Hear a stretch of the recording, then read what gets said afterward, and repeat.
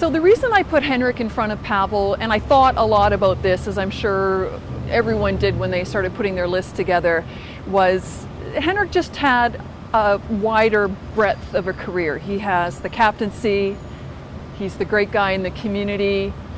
Might not be as exciting a player as Pavel was, but Henrik's got the longevity as well.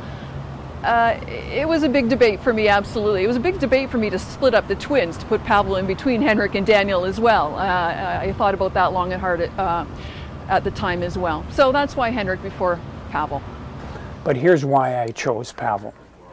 First of all, when you look at great pairings, Pavel never had anyone to play with here, but great pairings. Trottier and Bossy, Sedin and Sedin. It was always the man who finishes who made the pair. Finishing is so important. There is nothing statistical there. The team does not have success unless the puck is propelled into the net. Mike Bossy did that for Bryan Trottier, and therefore infinitely better player, and will go down and should go down in history as the better player.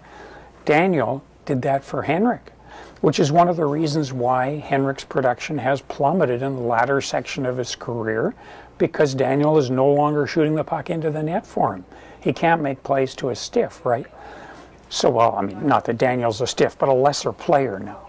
So what you have here is the finisher is the foremost player. And if anything, Pavel Bure was a finisher.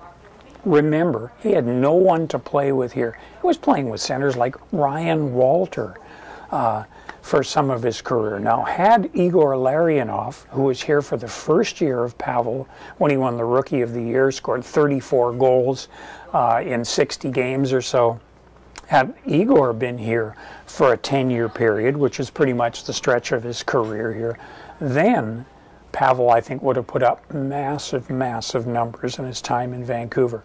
I picked Henrik over Pavel in terms of I thought Henrik was a better Canuck. I think Pavel was the better player. Out of that Canuck group, if I was picking a player, Pavel would be the first player I picked. I just think Henrik meant more to the franchise, and to be blunt, the way Pavel left kind of didn't sit well with me. I think that still kind of irks me. I know it's a little bitter and a little juvenile to be, hold on to that, but I think that's something that I really looked at, the fact that he kind of wanted out of town and got out of town, and it didn't, it didn't go well. Still, the most exciting player to watch, probably if I was buying a ticket for one Canuck, he would be the guy, but in terms of building a franchise, I think Henrik was easily, my top choice.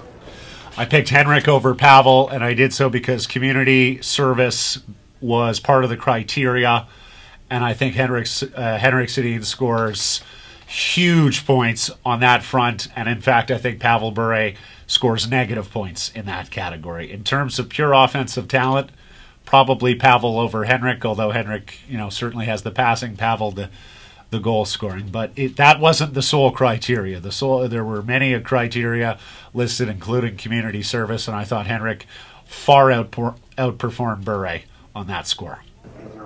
People are really polarized on this, because when I think about Henrik Sedin, I think about everything that we've always thought about Henrik through all the years. Oh, he's too slow.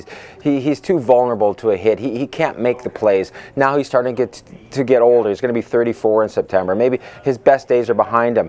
But when I look at Henrik Sedin, I look at everything that he's been as a consummate captain. He won an Art Ross Trophy, folks. I mean, he's coming off a horrendous year. And I think everything you need to know about Henrik Sedin you saw last season. I mean, he went 23 games without a goal. His Ironman streak was stopped. Yet he played through a rib injury and a hand injury. Then he had a leg injury. And it took that kind of stuff to actually get him off the ice before the Olympics. He actually had to succumb to the pain and understand that he can't perform at his level anymore. And there were so many nights. I know for a fact that Henrik Sedin played when others wouldn't have played. He led when only others would follow. And for that reason, for his longevity, in my mind, I had Henrik as my #1 pick. It was a process.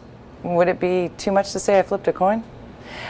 It came down to the excitement playoff performances by Pavel Bure versus the fact that we still have amazing times from Henrik to come, in my opinion. And so Henrik can earn his way up that ladder. I had trouble not going McGillney. I just knew that Trevor was #1. Trevor's #1. I just went from there. Rolled the dice.